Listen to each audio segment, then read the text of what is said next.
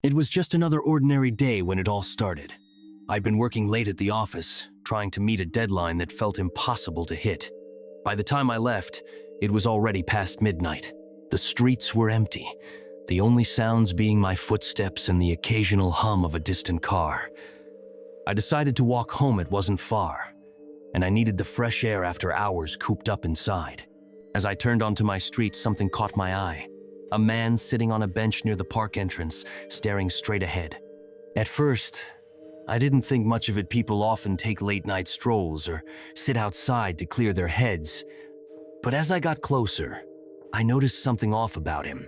He wasn't moving, not even slightly. His posture was stiff, almost unnatural. And his face, well, I couldn't see his face because he was wearing a wide-brimmed hat pulled low over his eyes. I tried to ignore the uneasy feeling creeping up my spine and quickened my pace. That's when he spoke. "Do you know what time it is?" His voice was deep, raspy, and sent shivers down my spine. I glanced at my phone reflexively. "Almost 12, I muttered, not wanting to make eye contact. He chuckled, a cold, hollow sound that made me want to run. Close enough.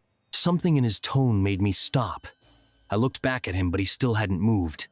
"What do you mean?" His head tilted slightly toward me, though his face remained hidden. Midnight. It's always midnight for someone. Before I could respond, the clock tower nearby began to chime.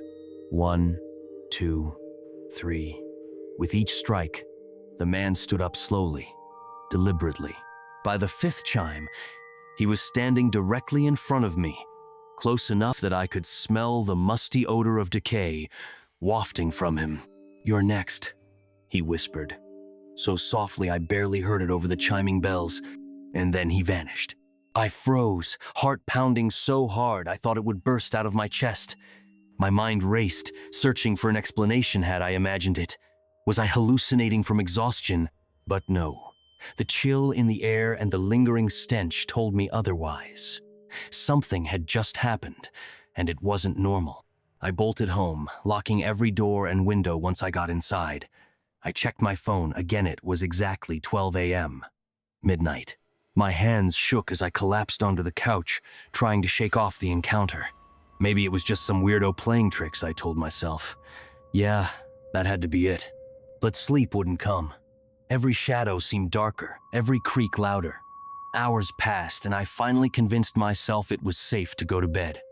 As I lay there, staring at the ceiling, I noticed something strange. The digital clock on my nightstand was flickering. The numbers blurred together, unreadable, before stabilizing again.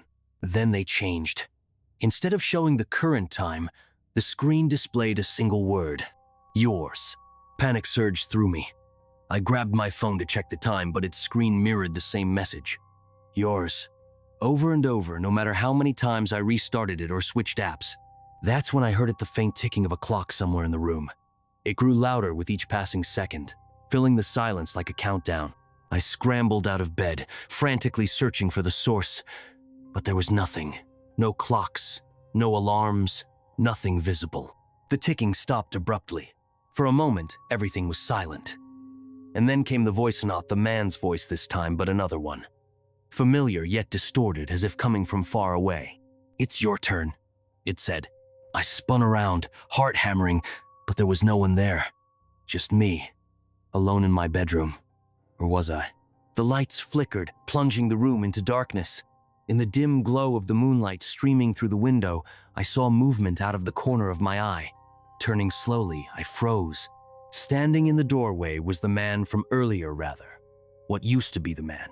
His skin was gray and cracked, his eyes sunk in black voids. The brim of his hat obscured most of his face, but I could feel his gaze boring into me. "You've run out of time," he rasped, taking a step forward. I stumbled backward, tripping over my own feet. My phone slipped from my grasp, skittering across the floor. As I reached for it, I noticed the screen once more. This time, instead of words, it showed a timer counting down from 60 seconds. 60 seconds until what? 59? 58? I scrambled to my feet, desperate to escape, but the door wouldn't budge. It was locked tight, and no amount of force could open it. The man advanced steadily, his presence radiating an overwhelming sense of dread. With every step, the air grew colder, heavier, suffocating. 45, 44. My breath came in short gasps as I backed away, looking for any way out. There was none. The windows were sealed shut, the furniture too heavy to move. I was trapped. 25, 24? The man stopped a few feet away, raising a hand. From beneath his sleeve, I saw something glinting metal. A pocket watch. Its lid opened with a soft click, revealing a faceless dial. Time itself seemed to slow as he held it up, letting the ticking resonate through the room. 10, 9. I closed my eyes, bracing for whatever was coming. When I opened them again, I was lying on the ground, the world spinning around me. The man was gone, replaced by an oppressive silence. My phone lay beside me, the screen blank. For a moment, I thought I'd survived, that maybe it was all just a nightmare. Then I realized why the room felt so quiet. There was no heartbeat, no pulse, no life, just emptiness. And the clock struck 12 again,